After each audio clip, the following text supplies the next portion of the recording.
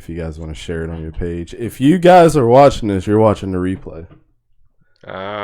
You see what I did there? I saw that. Shout out to my boy Paul's wife that does LuLaRoe sales. She does that before every video. So let me go ahead and share this to Lay Page. Share. Do it as Dante. Bam. Share now to friends. All right. You guys ready to start? Let's get it. Sure. And 3, 2, 1. Hello, everybody, and welcome back to the Legend Edition. This is episode 24. Shout out to Ricky Henderson. That's it. Kobe Bryant. All right. Charles Woodson. Rest in peace, Kobe Bryant, by the way. Yeah, Willie absolutely. Mays, the legend. Yeah. I think Don has a Willie Mays card, right? Yeah, absolutely, man. Yeah, King Griffey Jr. And we can't forget about the man that has little things to say, a little to nothing to say, but, you know, the legend itself in his own right, Marshawn Lynch. I'm here not to get fined. Yep. or the one where you say, yeah, to everything. Yeah. So we got a bunch of things to talk about today. Pac-12 is back. Pac-12 is Unbelievable. back. So Mark as my you guys words. can see, the cap forks up. Yeah, let's go. So we still got our pick for Arizona State. I don't think that's changed, No. regardless of if the season started back or not. And then we got the Big Ten predictions coming today because we know the big hog mollies, as Nelson likes to say, Yeah. up in the Northeast. They're all back. Well, I guess you could say Northeast, middle of the country, because you got Nebraska and Wisconsin, Yeah. the cheeseheads out there. The big boys are back to play. They are. So we'll get into those predictions. But first, we don't want to get, how we like to do. We don't like to get political on the show at all, but we do like to, mention things that are going on, for right, for wrong. We're all human beings. We all have our sense of entitlement somewhat, and things that we want to say. So I'm going to let Nelson go ahead, and I know he's, very passionate on this subject of Breonna Taylor, and we just want to give, him time to discuss on that issue as well. Yeah, so if you guys haven't heard, the people who murdered Breonna Taylor pretty much got off. I don't even want to get into the whole wanton endangerment, but basically you're basically saying that, if you're in someone's home and they are be able to break into a home and shoot, that's legal execution. And that's the law that is pretty much being passed in Louisville, Kentucky. There's a lot of people who are upset. There's a lot of people here just don't understand. And it's not just that they got off. It's just the fact that when is it going to be recognized that murder is murder? This lady literally was doing nothing. She was sitting at home. She had no enemies. She had nobody against her. She had nobody, affiliated with her. Nothing along the lines of, anyone coming after her with a gun. She didn't even have a gun on her. She was literally sitting at home. She was an outstanding citizen. She was working for the state. So it doesn't make sense for this black woman to be killed. And little known fact, the most vulnerable woman in America is the black woman. So my thing is that was it a surprise? Because we've seen this with Rodney King, we've seen this with Emmett Till, we've seen this with a lot of I'm going all the way back to Emmett Till. We've seen this a lot where those who murdered got away with murder. And my thing is when is it going to stop? When are you going to realize that we're human? It's like we're beneath dogs. Not to touch on Michael Vick's situation, but a man went to jail for murdering dogs. But if a black woman gets murdered, that person gets off. All three of the officers. So I'm just to the point where is this is going to continue to go on, as you know, as the community knows, as the cultures knows. But when is going to be that case that's going to wake everything up? Let me throw a stat in there, and then we'll end it with this. As Nelson mentioned about Michael Vick, the time that he served more time than all the cops that have killed unarmed black people or unarmed white people, doesn't matter what race. He served more time than they serve for their crime. So take that as how it is. In the last year and a half, they served less time than what Michael Vick served for dogfighting. You do the crime, you do the time. I mean, we can't even follow simple things like that. So, like I said, we don't want to get political here, but I know we're all entitled to our opinion, whether you disagree or agree with it. This is not coming from any sense of hate. And for all the people out there that are not going to watch sports because they're kneeling before the national anthem is absolutely ridiculous, because you can go to the bathroom and come back and they'll be done with whatever they're doing. Yeah. It's not about being political. It's just about people trying to be human beings and bring things to light that using their platform. So regardless of how you see it, regardless if you agree to disagree and just move on and let's all enjoy football. Yeah, and my condolences to the Taylor family, and I hope they get what they need in this situation. So, and then we're gonna head over to something that's close to Don right now. We've all been impacted by it, regardless of. We see it right now. This is why we have bubbles and everything. So I'll let Don go ahead and get a little bit into what exactly I'm talking about. All right, thanks a lot. Probably wondering, hey man, what you got a Superman shirt on? You Cam Newton fan or something, or you know? No, I have a very close friend of mine who works beyond the norm. This man would work night and day, overtime constantly, do anything nice for anybody. His nickname that I gave him was Superman, and my nickname was Spreadsheet Man for all the stuff I did where I worked, all the spreadsheets and Excel stuff I did. So, he's been my friend for many, many years, but unfortunately he had to cancel our lunch earlier this month. He wasn't feeling good, ended up with pneumonia in his lungs, and he is in the hospital with COVID right now, and just trying to make it from day to day.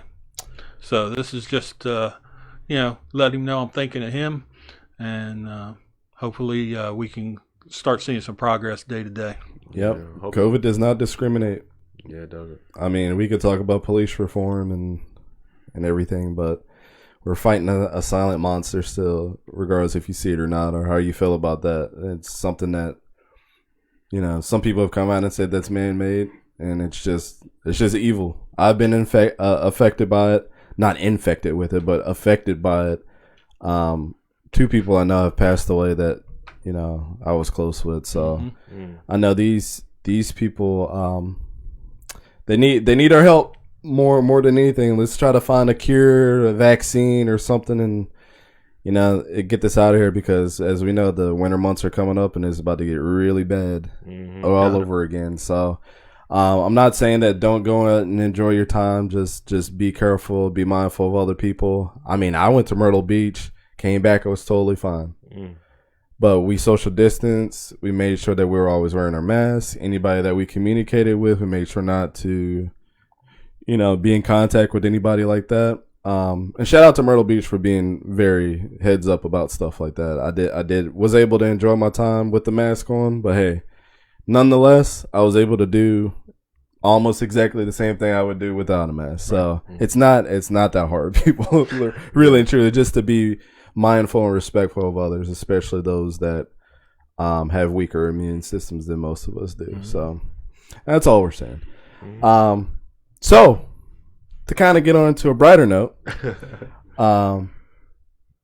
we're going to have a special guest probably in the next coming weeks. Oh, yeah. Shout out to the quarterback for, was it Kennett Square? Yeah, Kennett High School, yeah. Right. Go ahead, tell us a little bit about him. And this is almost a guarantee. Yeah, it's just going to get around his schedule. So, Sam Forte is a 6'4", about 6'3" quarterback. Please look him up on Huddle. He made all state. He's on the route of going to be an All-American at Kennett. His grades are impeccable. He's actually got some offers for lacrosse. But I went to him in practice. I said, hey man, I said, how about you be on Go for Two podcast? He was like, oh yeah, great. So we're working it out now for him to be on the show. But Sam Forte, he's lethal. He's athletic. He can get out the pocket. He can read the defense, and he's a heck of a cornerback too. So all your recruiters out there, look for that man Sam Forte. He comes a long line of brothers, so he's tough. Yeah, he's really. I'm looking forward to it, and shout out to anybody that might know some people of their own. A high school favorite. I don't care what state it's from. I want to see some good stats that they're actually getting looked at, and let's help them build their portfolio to have colleges look at them. I'm going to try to help Sam out when he gets on. It's Sam Forte, right? Sam Forte. So I'm going to try to help Sam out when he gets over here because y'all know I do video editing on the side and stuff like that. So hopefully, beef up his little recruiting video and all that just for coming on the show as a thanks. So I got one other guy. He hasn't got back to me yet, but I know he was from Middletown, moved all the way to Florida to play football. I think he had his first game last night because we were kind of in limbo if we were going to have football or not. So I had actually showed Nelson a couple of days ago some of his highlights. Yeah, he's got some things he needs to work on, but going to a Florida school, I'm sure they've been trying to work on those things. Oh, yeah. He was dropping his elbow and stuff like that, just kind of some rookie stuff, but he's smart. He could throw the football. He can get it in tight spots. Got a really nice tight spiral. Does a lot of check downs sometimes when he needs to. So, and he's got a pair of legs on him too. I know he had a bum knee. Hopefully that's getting better and it's nothing serious. But it's always a concern when I see a young quarterback wearing a knee brace right away. Especially how hard they don't get hit right now. Man. Because there is levels from what I hear. You go to college, it's like. My shout out to my dad. He used to my actual granddad, or not granddad, goddad. Greg Scuzz used to play either wide receiver or tight end for the Saints. I can't remember. He was saying to my dad, like in high school, you get hit. You might go against somebody that might be going to Division I every once in a while. You get hit hard by them like maybe once or twice a game. Then you get to college. You can kind of verify this too. You get to college and it's almost like once a series or a couple times a series you get hit hard. Yeah. And then when you get to the NFL, it's like every play you get hit hard. So to kind of give you some perspective on that, Yeah. I was on special teams and I was just going against a guy. He was about 6'5", 6'6", and I blacked out when I took him on. So, I mean, and then you wake back up, in a split second. But, back then when I was playing, you didn't say you blacked out. You know what I mean? There was no concussion protocol. You just blink a couple times and you got back on the field. Yeah, exactly. So talking about something like that, getting hit hard and getting injuries, man, there's been a slew of injuries in the NFL, man. Wow. The first one I wanted to mention is Saquon Barkley. Yes. Is he a bust though? But who knows? We'll see. No. We'll see. That offensive line was terrible. And it was funny that the whole game, I mean, I think he ran like 9 times for like -3 yards or something like that. And then the one big run he busts is the one that he gets injured on. Like, so ironic, right? Well, Don, can I do this, man? There's a stat. This is a general Go right stat ahead. in the NFL. So an average running back in the NFL only lasts either 3 to 5 years. Right. So, wear and tear on Barkley. He's been getting the ball over and over again. They've been using him in every package as you could think of on offense. So this. I'm not saying this is bound to happen, but the wear and tear of a running back is very heavy. Definitely. So let's go down some injuries here. I'm not gonna go through all of them. Just a couple notable ones that I see here listed. Christian Kirk for Arizona. He's out this weekend. McCaffrey's out too. McCaffrey's out for at least 4 weeks, they're saying. Nick Bosa's out, right? Nick Bosa's out for the year with a torn ACL. Zach Moss, one of the rookie running backs for Buffalo, he's out this week. Yeah, it's tough. I know, what's his name? Khalil Mack kind of tweaked his knee a little bit this week, so who knows if he's going to play. Geno Atkins, for that sorry defense that the Bengals have, they really need somebody up front on that front four, and he's out this weekend. Yeah. Olivier Vernon for Cleveland Browns, he's out. Greedy Williams, an amazing name for a cornerback. Yeah, they got some Broncos out too, man. Yeah. Cortland Sutton, Drew Lock. Yeah. Yep. Cortland's son, apparently a bunch of cartilage is messed up in his knee. Wow. And he's just been having problems with it. I mean, The names that we mentioned, I mean, DJ Chark for Jacksonville. My man Sammy Watkins, man, he was just getting in his groove too. Yeah, I hate to see him hurt. Let's talk about the one that really is surprising everybody. Tyrod Taylor getting punctured lung from a painkiller. One of the team doctors, right? That is amazing. Unbelievable. I think their coach. Man, how does that happen? I don't know. It's just Wow. If Tyrod Taylor was healthy, the coach, I forget his name, something Lindsay. He came out and said that he would start.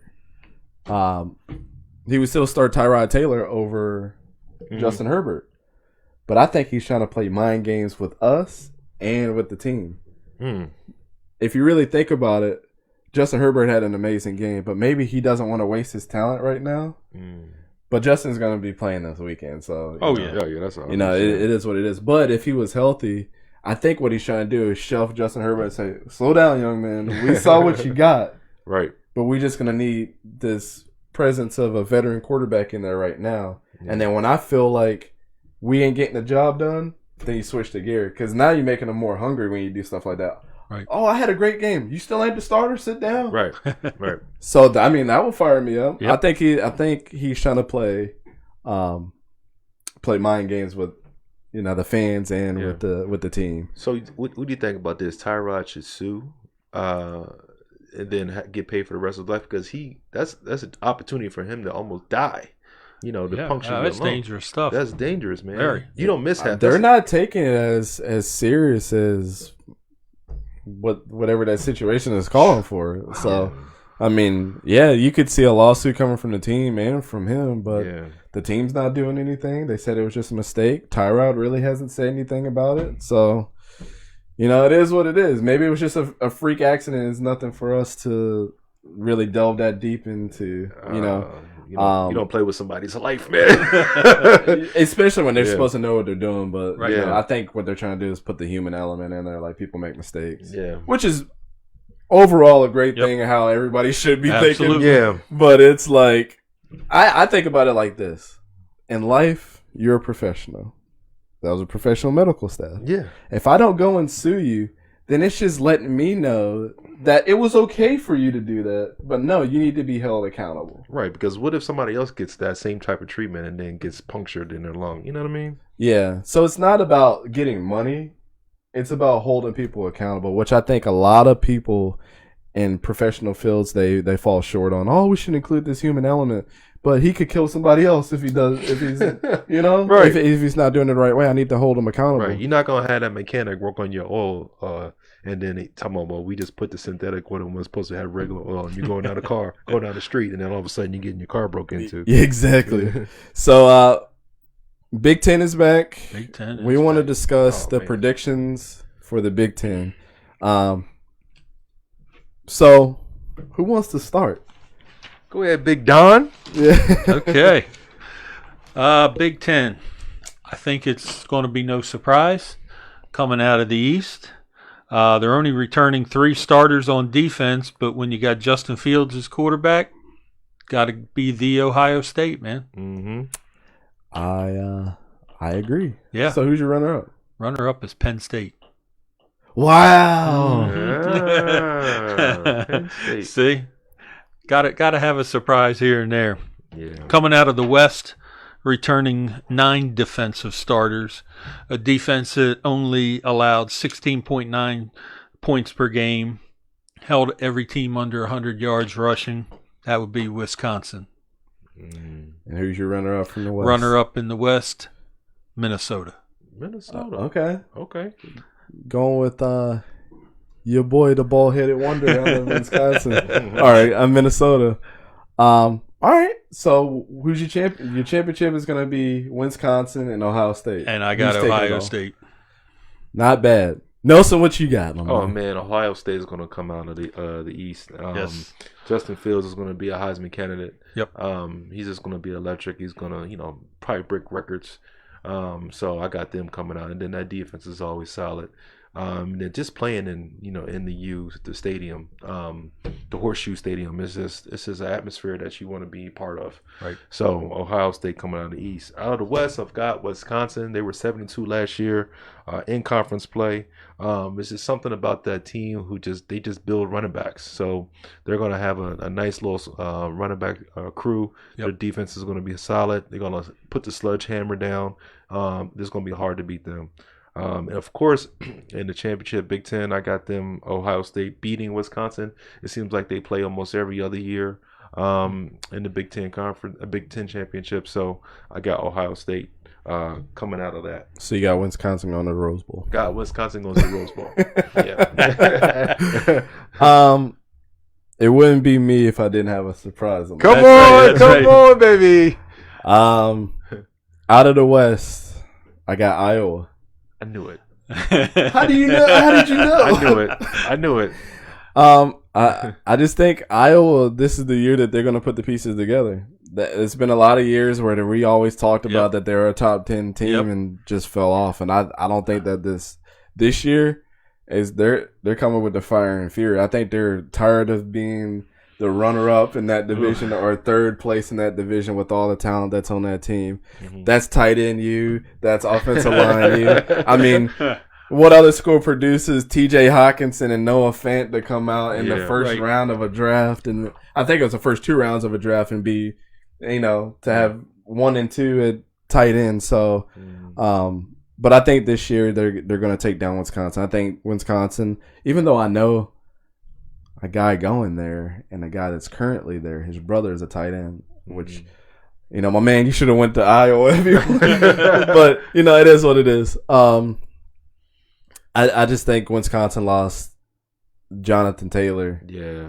Is a huge blow, and I'm not saying that you guys aren't considering that, but you got to realize this dude led the payload for that team. And if he would have came back, he would have been one of the best running backs in college football history. He would have broke a lot of records this year that a lot of people aren't talking about. Yeah, they're doing running back by committee this year. Yeah, but, they are. But they like Nelson said with Alabama a couple weeks ago. Alabama just always reloads the gun every single year. Yep. Wisconsin reloads the running backs like a gun every single year. So I see. I'll almost pick Wisconsin because it just seemed like the safe pick, but it wouldn't be the couch quarterback prediction without Iowa. But Iowa, they do a good thing. They have a hospital above. That's the best tradition in college football. After the first quarter, everybody waves to the children's hospital. Yep. If you say there's something better than that, let us know. Let us know. We'll bring you on the show. We'll debate that. I mean, I like the spear going out in the middle of the field at Florida State all day. They play Miami too today.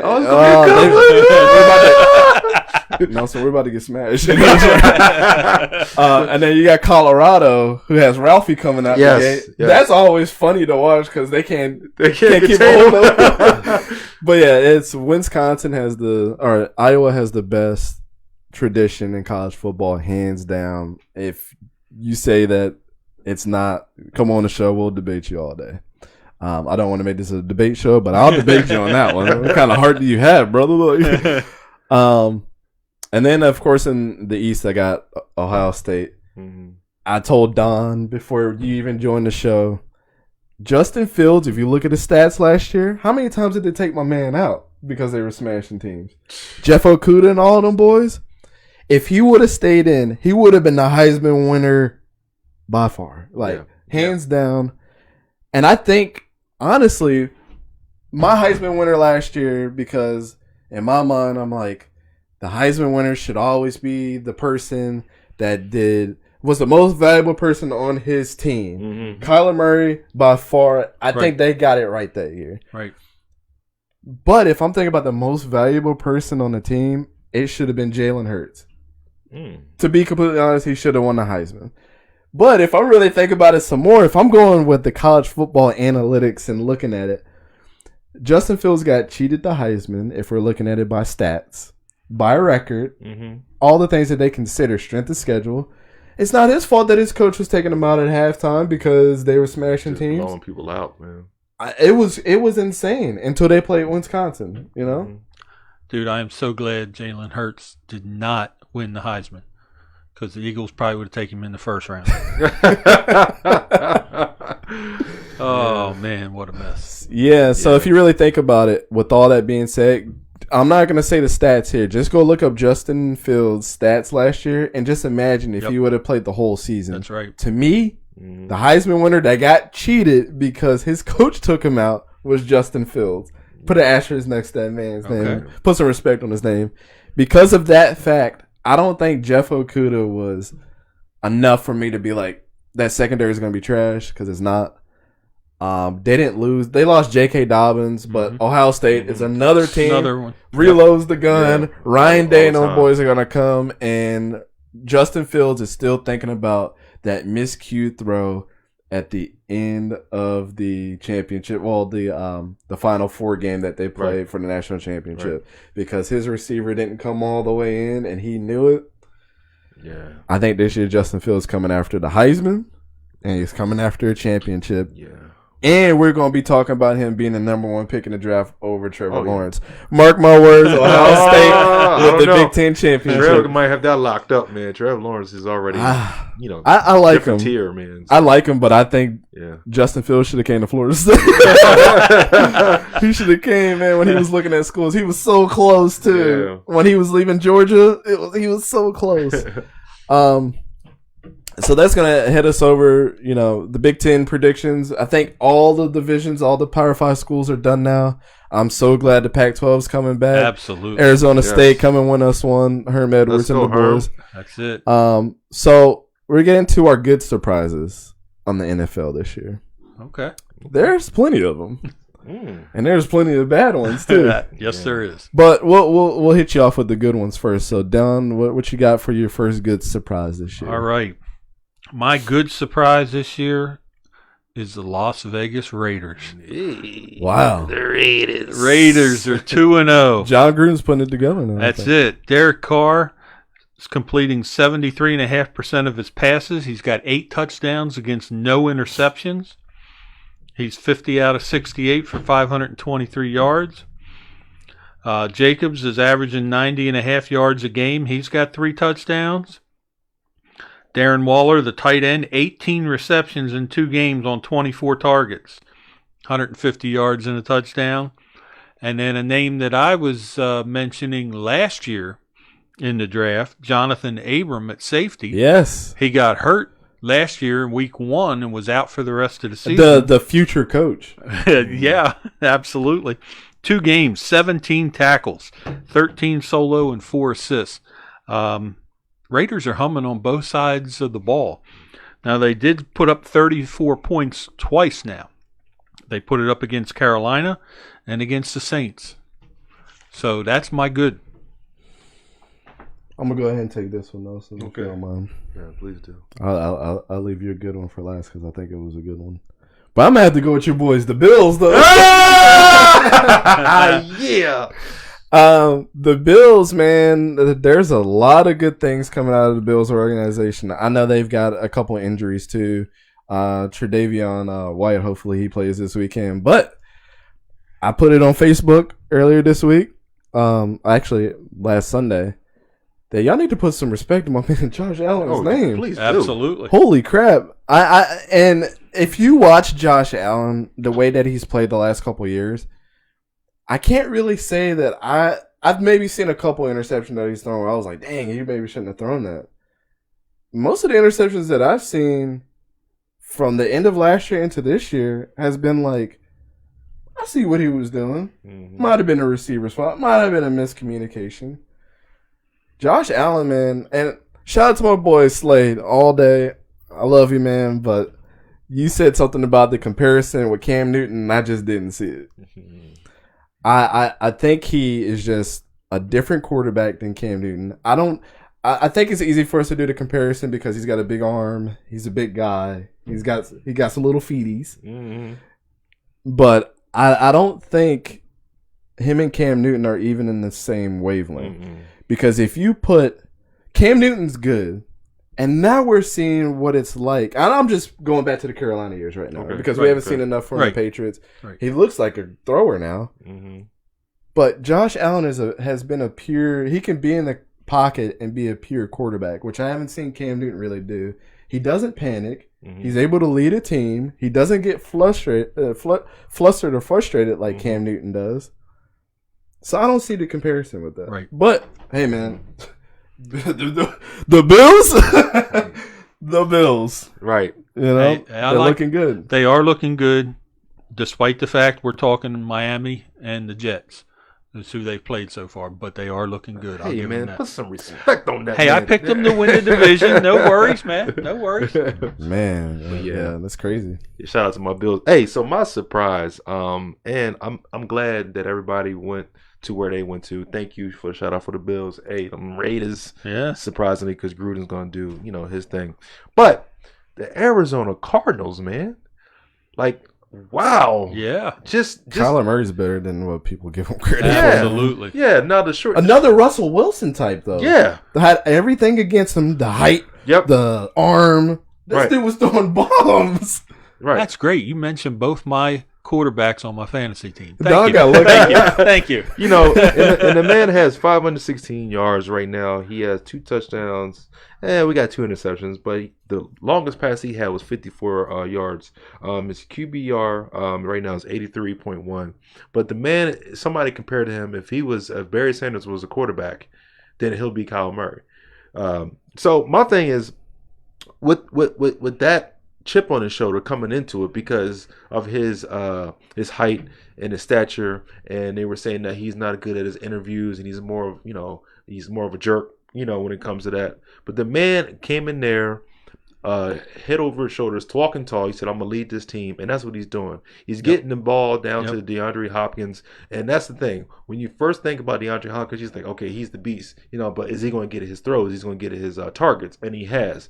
And shout out to Larry Fitzgerald, who's kind of took a backseat. He's being a mentor. That's how humble this man is, and he's letting it happen. But man, Mr. Murray, I give it to you, man. Right now, you guys are hot. Keep going. I think you guys are gonna be a beast out of the NFC West. Please, come on, bring that noise when it gets down to crunch time, because you guys are on pace. Yeah, Good stuff. They're really bringing the heat, man. Yes, they are. If I don't necessarily think the Seahawks need to worry about the Rams. I still think they got some work to do because of the. People just call me a hater, man. Just Jared Goff is not good. And then who else is in that division? Oh, the 49ers, man. They just Man. Nick Bosa is a big blow. Yeah. Garoppolo. I'm like, what happened? Mostert got hurt too. Mostert got hurt. Yeah, he was looking good too. Yeah. They got I don't think the Seahawks got it on lockdown like I thought they were going to have, but I still stick with my prediction. They're going to sweep the NFC West. I think Russell Wilson and let me just pull a stats guru out of me real quick. Go right ahead. Russell Wilson's never got one MVP vote. The disrespect. Very much so. Not right now though. He's number one. Yeah. I think the stat was what I was telling Don before the show. If I remember this right, somebody correct me. But I think Russell Wilson in the first 2 games has had 9 touchdowns to 11 completions. And the last time anything remotely close to those 2 games, that being done, was 9 touchdowns for 26 incompletions. Mm-hmm. So I told you he's on pace for something special, man. Listen, so let me tell you this about Kyler Murray. Kyler Murray is that Sandlot kid where he's short and small, and he has like the heart of a lion, and he's hard to tackle, right? He's hard to get his hands on. He's like a slippery little bug that you just want to just smash, but you just can't do it. You know what I mean? So that's the thing. It doesn't matter, all the young quarterbacks out there, even college or even high school, it doesn't matter what size you are, man. As long as you can read the defense and make plays, go for what you know, man. Stick with your position. Don't let the haters say you can't do what you want to do. Look at Kyler Murray. He's a prime example. I don't think we're going to be hating on small quarterbacks anymore. Yeah. To be completely honest with you. All right. So let's go ahead and head to the surprises that have been bad. Nelson, go ahead and take that one. Oh man, the boo-boo Philadelphia Eagles. Oh my goodness. Man, what other team has the canned audience responses booing their team? Oh my gosh. Yeah. And then Doug Peterson, anytime you get interviewed and you ask about your story to quarterback and you say, we'll see, that lets you know that he's thinking about, Carson Wentz probably sitting down. Right now, Carson Wentz, even though he has 512 yards passing, but he has 4 interceptions. The man's been sacked 8 times, and this is possible of 2 games. So, yes, as a quarterback, you get a little jittery when your line collapse. Yes, you get a little jittery when you know you got hurt with that leg injury, and you got to get out the pocket, and you don't have that full tilt. Man, you're missing wide receivers that are wide open. Yep. And then like the dink and dunk passes, man, you're like throwing it to the dirt. It's like, Carson, where's that MVP we saw the second year, man? If you need to go back to South Dakota or something, man, and get your juju back. I'm gonna have to interject. Though. I'm just saying they are struggling. Oh, I agree with you, but I'm gonna have to shout out Colin Cowherd for that ridiculous monologue. Did you see that? Though? I heard about it.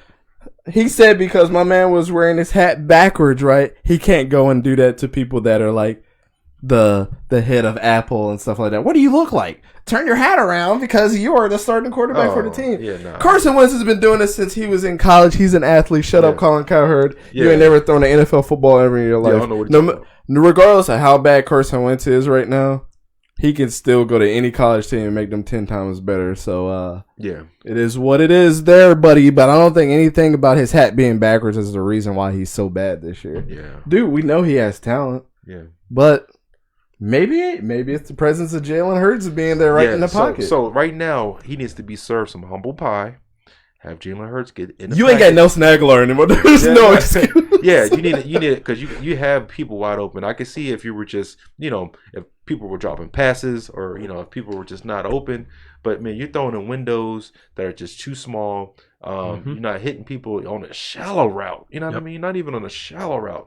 I think you need some humble pie right now, man. Go back to that inner being that was that dog in the second year. Have Jalen Hurts come in, get his reps. And just see what happens, Doug. I mean, make a decision. This ain't the good old boy club. You know what I mean? I know that's your boy, but you got to realize your team right now, if on their course of the way they're doing now, they're going to be winless. It's not Doug, yo. I honestly don't think it's Doug. I think the front office like hurting right now. We threw everything in the kitchen sink to get this guy. We can't just not start him. Well, they had a lot of injuries week 1. I will lay a lot on that. The other blame week 1 I put on Doug Peterson and Howie Roseman for putting the team that's there on the field. Carson got sacked, but all 8 times were in week 1 when he had a depleted offensive line. Shouldn't have lost the game to begin with. They were up. I mean, why did the play calling change? Carson was moving around in the pocket when he's very effective doing that, and they were up. Then he's a pocket quarterback the rest of the game. Yep. They're not letting him be him. Now, game 2, he didn't get sacked, but he's making bad decisions. You got Zach Ertz chirping about wanting the ball, wanting the contract, wanting this. Deshaun Jackson wants the ball, wants this. You still got injured players. They haven't been a team since the end of last season when he was working with the wide receivers he picked up at Wawa. That's when they were working as a team because they weren't all chirping for what's in it for me. They're like, let's win. Yeah. So they need to get back to that. Yeah. And like I said, man, you had Carson come back. Even my wife said this the other day. Why did you get rid of Nick Foles when he fit that offense perfectly? What took you to the promised land? And you guys just kicked him to the curb for the Jaguars. Yeah. I hate you guys because like we're still like hurting on cap space from that for the Jags for kicking him to the curb. It was like $17 million we're sitting on right now. Yeah. So I'm like, okay. If it ain't broke, don't fix it, man. Like, come on, man. Yeah. They need to turn it around or he's not going to. Carson won't be the quarterback in 2 years. Yeah. Exactly. My surprise bad. This hurts me to say because I'm a big fan of this guy. Matthew Stafford and the Lions. What are y'all doing, bro? Yeah, but actually, it wasn't his fault that first game. Remember when your boy DeAndre Swift dropped the ball in the end zone? Perfect pass.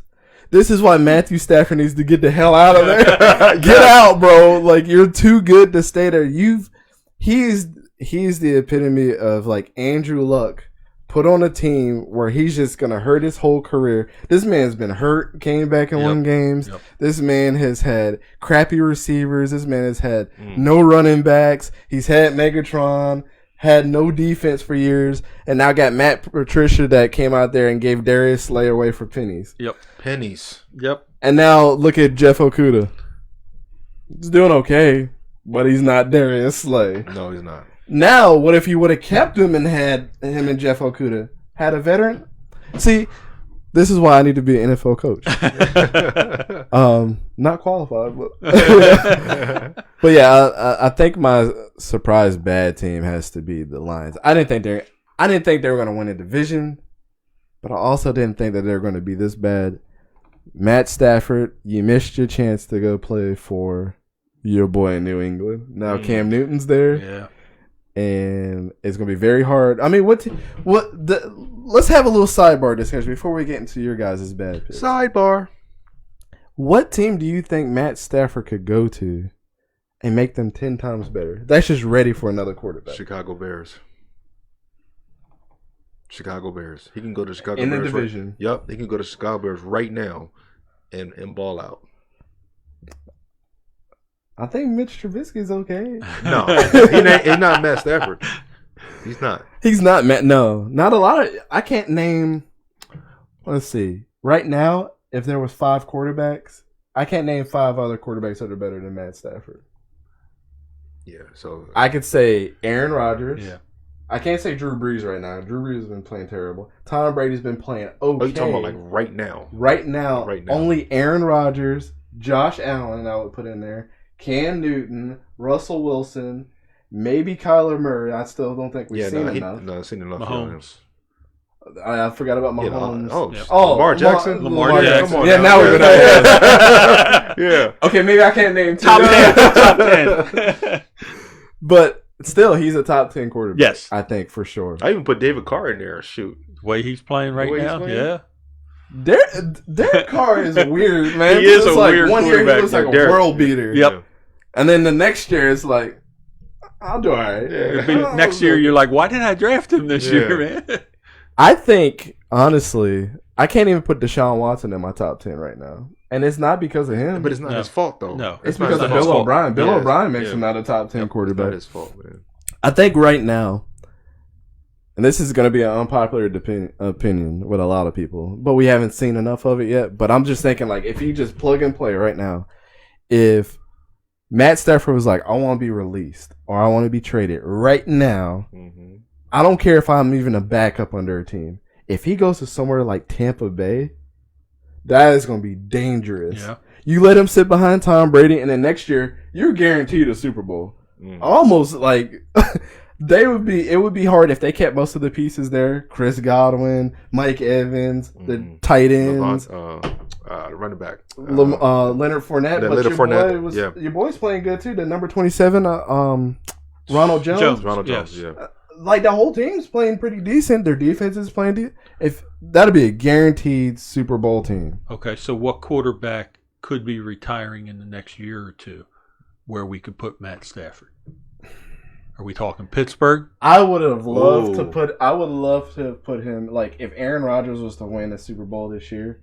I would be pressed to say that I don't know if he would come back next year.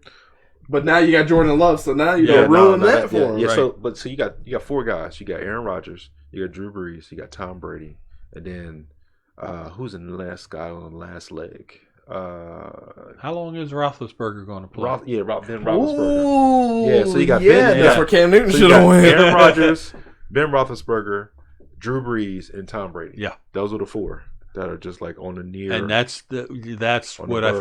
think we would look for Stafford. If I was his agent, I'd be like, here you go.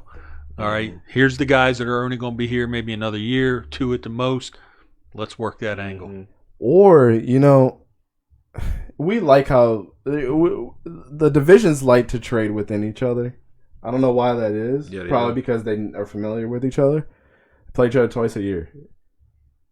But the way that Kirk Cousins has been looking, if Matt Stafford went to the, If he you went think to the about it, Vikings, if you oh put him my on the God. Vikings right now, that might be Yeah. a Super Bowl team for Yeah. sure. if Case Keenum can get him to the NFC Yeah. championship, That's just, you can put This Matt is true. Stafford in there. That's very true. Yeah, the Bears are a good one. Minnesota's a good one. If Ben Roethlisberger leaves, I don't hate that. Whatever, Right, yeah. whatsoever. The Bengals already got Joe Burrow. They're pretty much stuck with him. Right. I even think if you switch him and Baker Mayfield out, how would the Browns look? That's dysfunctional, man. They got to do something, man. But I don't think with Matt Stafford is the coach. You know what I'm saying? No, he can play. The boy. I don't think Matt Stafford cares about the coach because he's like, I'm going to audible and do whatever I want. But it's just the fact that, like, think about how good Matt Stafford's been over the years with bad coaches. And Nick Chubb is there. That's his boy from Georgia. So you never know. I don't think they played together. I don't think him or Gurley played together. We would have to look it up. Yeah. But yeah, Georgia boys. Yeah. But yeah, just go down the line of like the Lions waste like coaches like the Browns waste quarterbacks. You know what I'm saying? Like I can almost think of like 5 coaches that have been there during Matt Stafford's tenure. But it doesn't matter with Matt Stafford. I don't care what offense you call on. We're going to get the job done. Just everybody go and look at Matt Stafford's stats and try to tell me what quarterback that he's better that's in the top 10. He should have won an MVP last year until he got hurt. He ain't Matt Ryan. Matt Ryan's got has had all kinds of gifts throughout the years. Matt Stafford's had Megatron. That's it. And you saw what they did together, and it wasn't pretty. He even had Tatum. Was it Tatum? No, short, little shifty slot. Oh, Golden Tate. Golden Tate, excuse me. Yeah. Biletnikoff winner. Didn't know that. Oh yeah. Until last year, I looked that up. I was like, "Dang, he won a Biletnikoff." Yeah, the man's a beast. Wow. All right, Don. I know we had the sidebar, but I think it was necessary. Okay. That was good. I think we all agree that Matt Stafford is a top 10 quarterback and has been for years and years and years. And for people to say that he's not is absolutely ridiculous. Go look at this man's stats. He's been consistent. And think about who he's had on his team. He's like Tom Brady when Tom Brady didn't have anybody. And then when he gets somebody, think about how similar that is. When you get somebody that's consistent, Megatron, Randy Moss, world beaters. You know? Who's your surprise bet, man? Well, there's a certain note of sarcasm with this one. So my bad team is the Dallas Cowboys. Yo, Stephen A. Smith will love you right now. That is it. This team was hyped all preseason. They were going to be a Super Bowl contender. They were going to restore the legend of America's team. They had this awesome draft that nobody could touch as much as they did in the draft. You know, everybody's how about them Cowboys all over again? And week 1, they lost to one of Dante's favorite quarterbacks, Jared Goff. Okay. Absolutely unnecessary. And then in week 2 they played Atlanta. And was that Jared Goff or was that Matt Ryan? I'm a little confused. It's the same quarterback. They won though. They won. But they did win the game because the Falcons didn't know how to fall on the ball on an onside kick. Dallas should be 0-2 right now. It almost looked like that was rigged, to be honest. And I usually don't say that about stuff. That looked bad. Nelson, yeah. Just go back to when we used to practice onside kickoffs.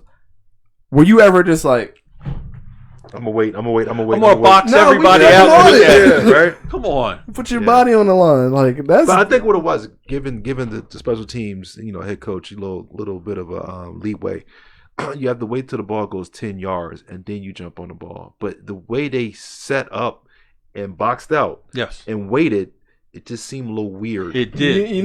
And maybe it was they already had a designated guy that was going to jump on it. And maybe that... I know it was the white... I remember it was a white dude and then a couple black dudes around. But the white guy was like... Yeah. I think he was like, you're the designated guy. You need to jump on, and then I'll jump on top of you. Most onside kids kind of like bounce up, boom, boom, and then kind of jump into the arms of a defender or whoever. Right. Sure. But this one just did like a little mini spiral, like all the way down to the 10-yard mark. So I mean, Dallas is 1-1 right now.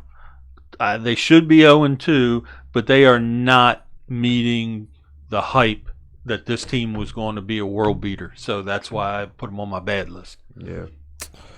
So the Dallas Cowboys. I'm tired of people hyping up the Falcons, to be completely honest, and it's not. This has nothing to do with Matt Ryan. When I say this, I'm just tired of them hyping them up like they're gonna win the Super Bowl every year. Mm-mm. When you know if they get there, they're gonna choke a this is 21-3 lead. 28-3. I'm like, y'all know they're gonna choke. They choked against the Cowboys. Dan Quinn, just go back to Seattle. You might win. Because you ain't gonna be the head coach when you get there. I think we kind of went through all the lists, but we got 50 minutes. Let's wrap it up in the next 10 minutes here. So yeah, we're there. Is there anything crazy that I can think of off the top of my brain? The first thing that comes to mind, right? I gotta get a shout out to my Jacksonville fans out there. What a way to win the week 1 game. Yeah. You guys totally crapped all over my prediction, by the way. But what's funny is I knew the secondary was going to be bad. Like, we all seen it. Like, it's terrible. That's one thing that I was right about. I'm like, everybody's going to be able to throw against us. Ryan Fitzpatrick nearly was perfect on Thursday night. And you saw it. Like, they looked terrible. But Gardner Minshew and them boys on offense, they want to win. Now you got a problem. Because you're going to try to tank for Trevor Lawrence. At least that's what the front office wants them to do. But Gardner Minshew's playing good, man. So what you just going to give away Gardner Minshew? Because what's going to happen is he's going to request a trade and then crap all over you. Because Phillip Rivers, this is probably going to be his last year. Oh, I forgot about that Phillip could be, Rivers. yeah. Gardner Minshew to the Colts. Yeah, hey. But I'm just saying, taking the formula of teams like to trade within the division. You're going to piss my man off. He's still in his rookie contract. He's not going to be a 5th-year option because he's not going to stay there. And you guys are going to get Trevor Lawrence, and Trevor Lawrence is going to have way too much pressure on him to be successful.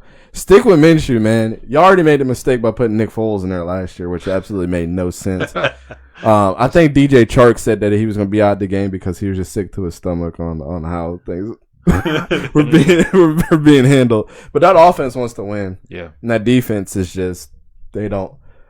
I mean, first of all, you put Miles Jack on the outside to bring Joe Schobert in, which totally changed his position. And you can kind of see where it's lacking. Right up the middle. I like Joe Schobert and everything, but that was Miles Jack's spot. Yeah. And you could just tell it's like it's off. It's like weird. It's like they don't even want to play with each other. Like, I mean, me and Nelson on the defensive line, like, get away from me, yo. I know I'm about to get blocked by these two. Like, it's so weird. And then they lost in Jacksonville. A lot of people were like, "Were they playing in London?" Oh yeah, right. But but you got to give some respect for Fitzpatrick, the way he topped every team, and I think it was a crazy stat to where he beat every team with the opposite team, and he was the only quarterback that's done that ever. I think it was some crazy stat, Don. I think you might have to look it up, but he was the only quarterback who's beat every team in like the AFC East and West with the other team. Wow, it was weird. So who's your surprising rookie though? I'm gonna just tell you mine. And I only had one other person do this to me, and that was Joey Bosa. It's Chase Young. Chase Young. I know it's not surprising for you guys, but it's very surprising for me. But then if I look back a little bit, them boys had 8 sacks the first game. I knew he was gonna be a beast. Yep. I knew he was gonna be a beast. I still have to see more, but I can't hate. It's almost like when Joey Bosa came in the league. Remember, he was like, I want a bigger contract. I want something bigger than my rookie deal. And people were like, you crazy? Right. And then he came in and had like 3 or 4 sacks that game when he first started. I was like, all right, Joey. And after I saw him play the way he was doing the spin moves, I mean, it was smooth. Yeah. I was like, yo, he's good. And he's a weirdo, too. Yo, like, he's more weird than his brother. Yeah. Yo, Chase Young, the Predator, the young blonde Predator, man, he's gonna be a monster in Washington. Trust me, he is. You know, he's gonna be that man. He's gonna be like Lawrence Taylor S. You know, coming off the edge, could play the running back out of the backfield. The man is gonna be something to watch. So I know the Washington team has got their young squad, but watch him blossom in the NFL. Oh, and watch out for that boy Dobbins out of Baltimore. That's it. Because that man right there is a rolling bowling ball that is hard to stop downhill. He's had 9 rushes so far this year, only 9, 70 yards, averaging 7.8 yards a carry, 2 touchdowns. Sick. Yeah. Shout out to your boy Montez Sweat too, Don from last year. Yeah, he's having a good year. He's having a good year. Yes, he is. What's his name? Why can I'm trying to look up the roster. I can never. Well, Terry McLaurin. Remember, I was talking big about him. Scary Terry. He's like a silent warrior, man. Yep. What is the white dude's name that plays defensive line for them? Why can I never think of his name? Number 91 for the Redskins. Because I don't think a lot of their pressure that they're getting would not be without him. Why am I drawing a blank, dude? I do this a lot.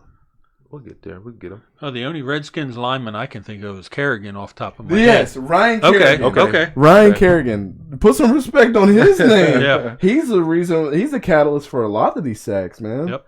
Okay. So that's kind of like, that's my surprise. What's yours, Nelson? As far as Rookies. Oh, my man, J.K. Dobbins. J.K. Dobbins. I mean, the boy came in, and we already knew the offense was set up just for him. You know, basically with Mark Ingram in the backfield, and the way they have the mesh point and the pulling H coming across. But it's just that was just set up for him. It was like they knew exactly the right fit for him, and that was that offense. So that's my biggest surprise, and I think he's going to be, just something to watch every Sunday. If you got him on your fantasy squad, keep him there. You know what I mean? So. And I'll stick with the Ravens. Mine is the guy I think is going to be the rookie defensive player of the year. You said that before the season. Yes, that's it. That's Patrick Queen. 2 games, 17 tackles, 11 solos, 6 assists, a sack, and a forced fumble already in 2 weeks. Dang, man. Yeah, linebacker for the Ravens. So They turn him out, don't they? I haven't heard anything about Isaiah Simmons. So let's look up his It's been stats. kind of quiet. You're right. Because I think they had him lining up at safety. The Swift Army knife. And now it says that he's at linebacker now. Oh, okay. So He's played a lot of positions, man. So he's had 4 tackles. Okay. In 2 games. 4 tackles, no fumbles, no interceptions, no sacks. Do they really know what they want to do? Are they using him the right way? That's like a wild card. You don't know what to do. For the Carolina Panthers to draft Derek Brown, and he's been pretty quiet too, I think. Let's see, Derek Brown. Yeah, that was an all defensive draft, right? Carolina this year. Oh yeah, now they're hurting. Now they're seeing where it's bringing them. Let's see, Derek Brown's stats this year. Wow, two solo tackles. Okay. I mean, the baby face, plugger. He's going to be, that's the thing. You get double team in the middle, man, when you D tackle. So, I mean, it's tough to play that position and get your stats. I don't think their defensive line was all that bad, though. But what's really hurting is the reason why this doesn't make sense, Nelson, to me, is Luke Kuechly retired. Yeah. You plug nobody that's... So, remember, they wanted to put Luke Kuechly at safety when he came in the league originally because how small he was. Fun fact about Brian Urlacher is he was a safety when he was at New Mexico State, and he switched over to middle linebacker. Hall of Famer. I'm looking at kind of like Isaiah Simmons like the same way. Like, Luke Kuechly was like the bread and butter of that team. You got somebody that's versatile to play like all these positions. Why didn't you try to replace him, but you replaced him with a nose guard? When Isaiah, but Isaiah Simmons was like, yeah, he was. If you guys watched the Clemson game in the national championship, that dude was everywhere. Everywhere, man. They plugged him in everywhere, and it's like, just tell him to be Luke Kuechly. Yeah. And Kuechly, I think, is back with the team, like as a staff member. So there's, I don't get it, man. Yeah, you do a whole defensive draft, and now it's just like this. Like when you're in high school, right? A recruiter will see you and say, okay, even though you play quarterback, you're gonna be my cornerback or you're gonna be my safety. Right. And then in college, they say, okay, even though you're playing running back, you're gonna be my linebacker here when you get to the NFL. It's just like certain recruiters know how to put people in position to be great, and they'll switch your position. But some people, like Isaiah, you just don't know. Like, do I put him at strong safety? Do I put him out there at outside linebacker? Do I put him in the Mike? You know, he might be a little light there. Do I put him at Rover? You know what I mean? You just don't know. And then you get a dime package. You know, you put a dime package, you got that money position where he can go anywhere at any time. And he can be the outside blitzer. Mm-hmm. You know, he can come to the outside edge, deepest man, deepest shoulder. I'm sounding like a coach because, you know what I mean? But it's just certain guys you just know where you're going to put them, but some guys you just don't. You know what I mean? Yep. So true. It's the weirdest thing, man. Yeah, it is. It is the weirdest thing. I think that pretty much wraps it up, man. Unless you guys want to talk about anything else, we hit every single topic today. Well, the most impressive team. Oh, yes. That's right. You know most impressive team. That is very correct. Hold on, let me go back to my notes. I'm gonna say the most impressive team, and everybody's gonna be like, oh, that's the obvious team. But right now, until they lose, man, the Kansas City Chiefs are just amazing, man. Now, yes, they had some key injuries, but Patrick Mahomes, he just got a nickname for me, Patty Holmes. The boy is just doing things that just no quarterback in my lifetime have I seen. I mean, anytime you throw a pass, you're not even looking. You know, and then, you know, it's just like, you know how you having a good game, like, yeah, we're going to win this game, and you see Patrick Mahomes get out the huddle. You're like, dang, we about to lose. It's like he brings that presence on the field, and then his receivers. You know, Sammy Watkins, you should get back right. And then you got Tyreek Hill on the deep threat. You know, he's just a speed monster. So, and then you got, you know, the running back crew. It's just his defense is not disciplined. But then you got that man on the sideline calling the plays. I can't think. Oh my God, Andy Reid. You know, he's a legendary Hall of Famer coach.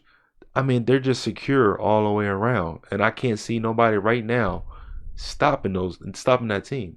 I can't. No, if Baltimore gets to the point where Baltimore is disciplined and they already got some seasons underneath their belts in the playoffs, and Lamar Jackson gets himself right, you know what I mean, make the right throw, right pass, you know, and then that defense steps up.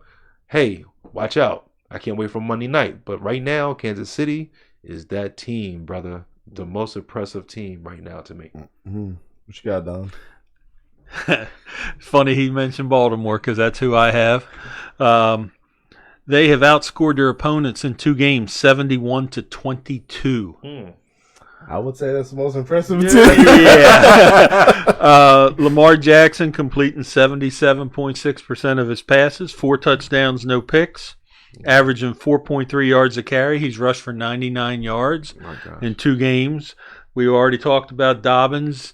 They got Ingram. They got Gus Edwards. They're actually leading the team in rushing right now. Hollywood Brown's been targeted 12 times, 10 catches, 14.3 yard average. And, of course, Mark Andrews, the tight end. 2 touchdowns already. 9 targets, 6 completions. And I think he's like Jay Cutler. I think he has type 2 diabetes, too. Yeah.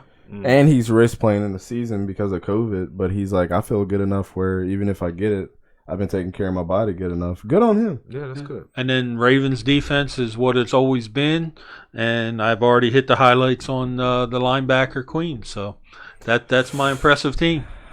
We should have a watch party for Monday night. Yeah. Yeah. We could. We definitely could. My most impressive team, and some people think I hate this team, and I don't. I just there's people there that I don't like. But the most impressive team is in the same division as you, Don, and I think that's the Steelers. Let me tell you why. That defense. They do. I think the Ravens are going to have a problem with that defense. Not only is it their defense, Ben Roethlisberger's coming back. Mm-hmm. Yep. Chase Claypool has looked pretty good. Devin Bush is looking good. Minkah Fitzpatrick, we already know. That's obvious. That dude, literally, I was telling my wife the other day, Minkah Fitzpatrick is the silent defensive player of the year last year. Yeah. Because just of his presence. You know how Aaron Donald, everybody says, oh, it's because of his presence. He might not put up amazing stats, but it's just because of his presence. Okay, well, you got Aaron Donald as a safety, and that's Micah Fitzpatrick. That dude is crazy. It's almost like Troy Polamalu again. It's weird. It is. Yeah. And for the Steelers' defense in the offseason to say, last year, the missing piece of our defense was him. And when he came in, you saw that team flip. Oh, yeah. How many games did they win because of him last year? But I think this year it's just people are trying to figure them out, and now it's like I got too many people to watch. Like I got Hayward, and I got Devin Bush, and I got Micah Fitzpatrick and Joe Hayden. Like there's too many people to be like, yo, who's the best? And then, like I said, the offense, like James Conner had a really good game. I knew he was going to be solid. Benny Snell is like a solid running back. Yep. Chase Claypool is taking the pressure off of people doubling Juju Smith-Schuster. Yes. Which Juju always plays better with another good wide receiver. James Washington wasn't really that guy. He hasn't stepped up to do anything yet. He's a big receiver. He is. He just needs to go get it. Man. That's right. Yeah, and then the other guy, he hasn't really been, but Chase Claypool is his Y to his X, you know? Mm-hmm. And now you can see it. And now they're having fun, and Ben's back, and Ben's looking pretty good after his injury. Yeah. Yep. I think that's, right now, putting aside, just doing the eye test, they look pretty impressive. And I think come whatever week that they play the Ravens, that's going to be game of the week if they stay undefeated. Like, a rivalry game, both undefeated teams. Mm-hmm. Really, this is going to see who's going to be going to an potential AFC championship game with how good they are playing. AFC All right. is loaded. Now, we haven't got to the part of the season where we've been putting picks out there yet, but since we've talked so heavily about this Monday night game, who you got? It's in Kansas City, isn't it? It's one of those ones I just want to sit back and enjoy. I know, man. It's going to be a great game. I know who I'm going to say. I don't. This is the only reason I'm saying this is because I don't think that they're going to pull. I don't think that this other team is going to pull what they did last week against them, and I'm picking the Ravens. I don't think the Chiefs are going to pull a comeback, right? Yeah, and dig and scratch and claw through what they had to get through last week. Because I think John Harbaugh's coaching is better than that, and that's what's going to keep him in the game. Because that dude doesn't get enough credit of how good of a coach he is. Him and his brother are amazing, man. Yep. Yeah, they are. Like John Harbaugh he's like a player's coach, but then like disciplined like a Bill Belichick. Right. It's weird, but I love watching that whole organization. Like the Ravens organization, I grew up in that area. I hate Ravens fans. They annoy the hell out of me. But you cannot say that the Ravens organization is not probably the best as far as my team is always in there. Put the Patriots aside because nobody's on Bill Belichick's caliber of coaching. And able to keep assistant coaches like Bill Belichick does. Mm-hmm. Like how long has what's his name been their offensive coordinator? He's been there forever. And he pump fake on the Indianapolis Colts. So sorry for your loss, Indianapolis Colts, but I forgot his name. Oh, what's his name? That's gonna bug me. But they always draft good. Yeah. They always find diamonds in the rough. Yep. Like it's like the Patriots, number 1, and number 2 is the Ravens. Yeah. If not number 1 with how organizationally how good they are every single year. But think about a bad year that the Ravens have had. Dang, you got to go all the way back before 1997. I mean, you can think of some mediocre years where they didn't have the pieces together, like having quarterback controversies. That was been in the hunt. Oh yeah, they can come and upset the Steelers in a second, but they haven't had the defense that they've had in a long time. Yeah, but they're really showing that they don't really need Thomas. What's his name? He used to play for the Seahawks. Earl Thomas. Earl Thomas. Yes. Yeah, they're really proving like next man up. Yeah, and then Marcus Peters and Marlon Humphrey are amazing. Mm-hmm. Yeah, I think Kansas City right now is just prime for a loss, especially in the beginning of the season. Like and that's gonna be scary. Yeah, when they lose, they come back 10 times stronger. So I think they need this lump, and it's like, okay, all right, let's get back on the train tracks, and we're gonna keep going. You're exactly right. Yep. I got the Ravens this week. If this matchup happened later in the year, I'd probably have Kansas City. Yeah, right. Really? On what you know. Yeah. So I guess we're all picking the Ravens. To win. Yeah, we're gonna have Ravens hats on next show. Just put the little Ravens logo. Before we go, did you guys get to see what had happened with Randy Moss last week? No. Or this week, I mean. On the broadcast? So, he was on Russell Wilson's podcast. Okay. And he told them about his It's interesting. If you can go back to ESPN and find the Danger Russ podcast, I would encourage you both just to like listen to the whole thing, because it was like, I don't usually listen like all the way through podcasts. Some of them get too long. Joe Rogan's podcast is like really the only one that I listen to all the way through if I'm interested in the guest. But Russell Wilson's podcast is pretty good, especially when he brought on Randy Moss. Randy was like, "Let me tell you, Russ." He's like, "We were supposed to work in the off season, me, you, and DK." He's like, "You and DK Metcalf have got chemistry like me and Tom Brady had chemistry." And he's like, I'm gonna put it out there. I'm not gonna tell everybody what it is, but I'm gonna tell you that there's something there that you guys have not done yet that I want to expose that's gonna make you 10 times better on offense. My mind was like, it was just blown, and he was like, "This is how me and Tom's mentality was," and he was like, when Kevin Falk, you remember Kevin Falk, the running back that played for Pittsburgh or for the Patriots for years? For years. Randy said when he got there, Kevin Falk brought him in the room. He's like, "We're going to do film study at my house every night after practice." He said after the first night, he told Kevin, he's like, "We ain't going to lose this year." And that was the year they went undefeated. 16-0. I was like, I mean, it's crazy, like just him talking about his mentality and how him and Tom Brady were. He said one game that they won, Randy dropped a pass or didn't run a route the right way. And he came back to the huddle. Bill had called a play. Tom Brady was like, "I don't care what Bill is saying, run the same play right now." He said, "Guarantee we'll score this touchdown and win this game." I think it was like against the Dolphins or something, like on a Monday night game. Ran the same play. Randy beat the coverage and got the touchdown and won the game, kept their undefeated season. It was just like when he was saying stuff like that, man, I was like, man, that was a great podcast. And he was like, the only reason they didn't get together in the offseason was because of COVID, of course. Right. But he's like, when this is all said and done, he said, after this podcast, I'll tell you what you guys are missing. And if you guys still don't make it click, he said, when all this is said and done, I'm making a trip, and me, you, and DK got to sit down. And last thing he had said that was very interesting is the year that they won the Super Bowl. Remember when Percy Harvin got hurt? Yep.